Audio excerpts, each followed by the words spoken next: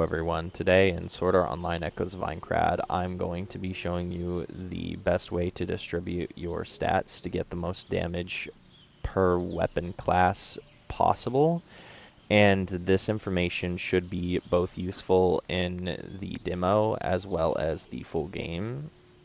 And I'm going to be explaining this by showing how quickly the weapons attack, the amount of damage that they do, as well as how effective the sword skills are, and the time it takes for each one to recharge, and the SP that it takes per skill, because all of those things are factored in. So let's go ahead and get into it. Okay, so here are the dagger skills. If you look up here, it says the cooldown time, the SP cost, and it also shows the damage and the percentage increase of the damage that is being dealt by the skill each time you use it. And these are all things that we're going to be comparing on each weapon. So as you can see, the SP cost isn't all that high, and the cooldown time is actually pretty short, which makes sense because the dagger is a pretty fast attacking weapon. Okay, so here's the speed of the dagger's light attacks. Here's the speed of the heavies from the dagger.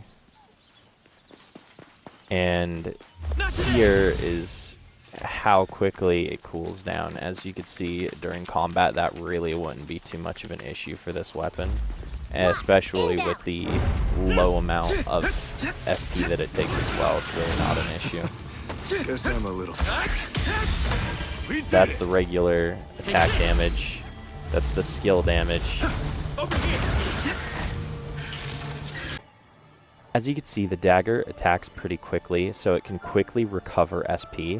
Also, the skills recharge pretty quickly, and since it doesn't use very much SP to begin with, you don't actually need to worry about increasing the SP through your stats, since the SP will come back quickly enough for you to use it when it's recharged. The stamina doesn't get used up very quickly with daggers because they're pretty light weapons. So as a result, it's pretty easy to manage that. So you don't really need to put that in at all. So the main focus that you want to actually worry about is the damage. As you could see, modifiers here like attack plus 2%, don't even pay attention to those. Things like that and sword skill damage, you don't actually need to worry about those modifiers very much, because if you look at this, it only increases it by 1 per point aside from the modifiers when you put into anything other than its main stat. So the highest letter stat on the weapon is going to be its main modifier. So anything else is going to increase by like 1. But the main modifier is going to increase by 5 if it is a B, and if it is a C, that is going to increase by like 2. So try to use B, obviously. It's going to go up when the actual full game releases, I'm sure. But anyway, that's the increase that you get from these.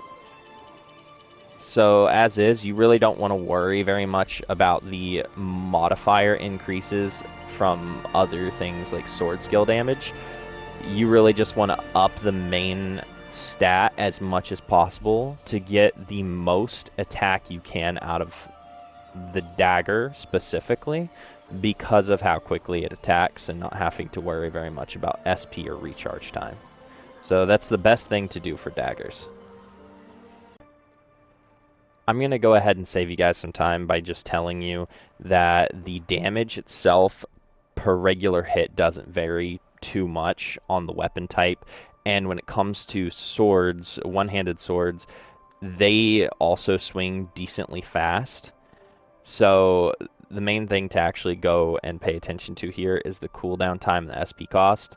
And as you could see for the one-handed swords, the SP cost isn't all that high. It's higher than it is on a dagger, as well as the recharge, the cooldown, but neither of those are very high compared to some of the heavier weapons. So those also aren't really a concern. So when you're pumping into stats, you're also going to follow the same rule. So far, for all of the one-handed swords that they have showed up to this point, and the beta, which I doubt very much will change in the full release, the best stat is going to be Dex, which the modifiers happen to be sword skill damage when you get to certain points, so, you know, that's pretty awesome, as well as the parry perfect dodge window. So you just go ahead and pump these in. It works the same on every weapon. When it comes to something being C for the main modifier, it increases by 2. When it comes to B, it increases by 5. So since that is the case, again, since you don't have to worry about SP or recharge time, the best thing to do, unless of course survivability is an issue for you, obviously, and unless that's the case and all you want to worry about is damage, just pump its main stat for all the damage you can. And so as you can see, the one-handed swords and daggers are pretty simple to work on when it comes to stat distribution. When it comes to the rapiers, the attacks are kind of underwhelmingly slow, to be honest. It's not at all what you would expect, since rapiers are mainly a fast attacking weapon, but in this game they seem to hit harder and not attack very quickly, which is kind of weird. Anyway, as you could see, the SP kind of mid for how much SP it takes, but not enough to be an issue, especially when on the heavier hitting skill. If you look right here compared to the other two, this one here doesn't, it does more damage, but it doesn't take hardly any SP. But the cooldown time is pretty bad. It's a counter skill. I wouldn't worry, since that's the case, I wouldn't worry really about the SP or recharge time for the skills when it comes to the Rapier. I would really just mainly focus on damage, same as the dagger and the sword. I've not really spent a lot of time with the Rapier, but as far as I could tell, that's really what you want to focus on. And as you can see, the main stat is, again, AGI, which is, again, interesting, because raw power, not a lot of speed. So I guess it makes sense when the modifiers, you think about it, are normal attack speed increase. So that's pretty cool. At least hopefully that do something for it later on in the future. I imagine it'll make some kind of difference. Anyway, let's go ahead and head on to the next weapon now. Alright, so I've not spent a lot of time on maces, but I will say, I mean, as you could see, I only got to proficiency 2 out of 3, which means I only have 2 skills to look at. 3 is the most you can look at during the demo, because you can only get to 3. Anyway, from what I could tell right here, the weapon doesn't actually attack very quickly. It's pretty slow attacking, but it has quite a bit more base damage. It does actually vary a lot more in damage from the previous weapons that I have showed you. Per hit, it does a good bit more, though it attacks pretty slow, as you would expect a mace to do. The cooldown time could be better. It's not horrible, but, you know, it could be improved. The SP is definitely an issue to address. When you are putting in stats, yes, damage is important, and you're going to want to focus a lot of your stat distribution on the damage, which is the strength in this case, right here. So, you know, same idea, it's B, so it goes up by 5 at a time. So anyway, yeah, you want to go ahead and put a lot, like most of your stat points, into the main stat to deal the damage. But I would also personally recommend putting in a bit for SP too. As you can see, once you get to 5, you get an extra 10 SP, extra 5 when you get to 10.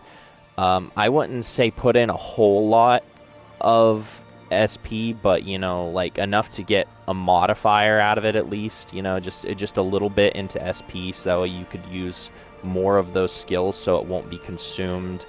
So that way you won't have used all your SP by the time that you are ready to use your like 3rd skill or whatever. So, you know, that's definitely something to consider. And then also you're going to want to put in all of the main stat point that you can in addition to that. So that's the way that I would recommend going for maces. And this is based off of what they are giving us from the demo. It's also going to be the same way in the full game release. It should be. So alright, so this is the two-handed sword.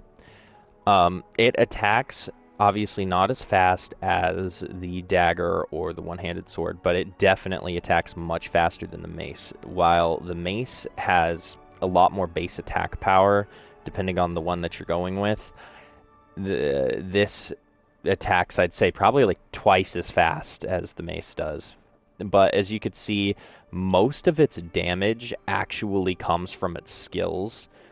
Like, this thing is definitely a really heavy hitter, in addition to the base speed being pretty quick, which is good because you're going to need the base swing speed to quickly recover the SP, because this thing not only needs you to focus on reducing its cooldown time. As you can see, that is a huge aspect here, but it also requires a lot of SP cost.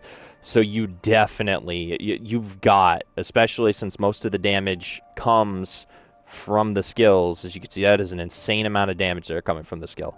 You have got to make sure to pump some stats in to get some SP for this thing, because that is definitely going to be a main concern to address. So you're going to be putting in a good bit of extra mind for some SP, so that way you can use those skills. Otherwise, you're going to run out of SP before you even get to use the last skill from this weapon. So make sure to do that. And when it comes to the damage, of course, you're just gonna want to follow the same rule as every other weapon and just pump in the main stat for the additional 5 points per stat. And that's what I would recommend for the two-handed sword. Alright, for the axe, obviously this thing attacks atrociously slow.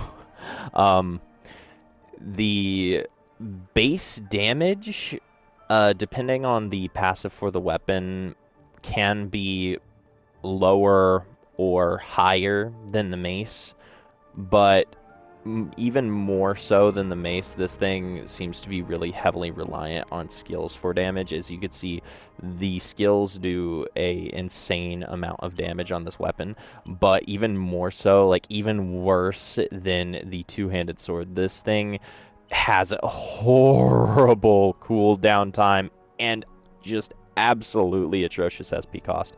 So you're gonna want to focus, like definitely put just so much of the focus there on the SP. I'm not gonna tell you that I've used this weapon a whole lot, but it definitely seems to be a good weapon for like dealing with bosses and stuff, I would say. So, you know, put in the main stat for damage, obviously, but what I would really focus on is make sure to put in enough stats into SP that you can make sure to use all 3 of your skills without having to stop to take extra swings if you don't want to, just to gain that extra SP in between. So your main focus is going to be making sure to have enough SP to be able to use all of those skills, and then put the rest into damage. Because as I said, like all of your damage is clearly going to come from those skills, so really focus on those skills. And Well, as for upgrading your weapons and your stat distribution in this game, that's pretty much it. It's not really that difficult, but there is going to be a bit more to keep in mind when it comes to actually working on the chips for your weapon. So I'm going to go ahead and leave a link on this video for another video that will help you with upgrading the chips and stuff for your weapons for each weapon type. So go ahead and check that out.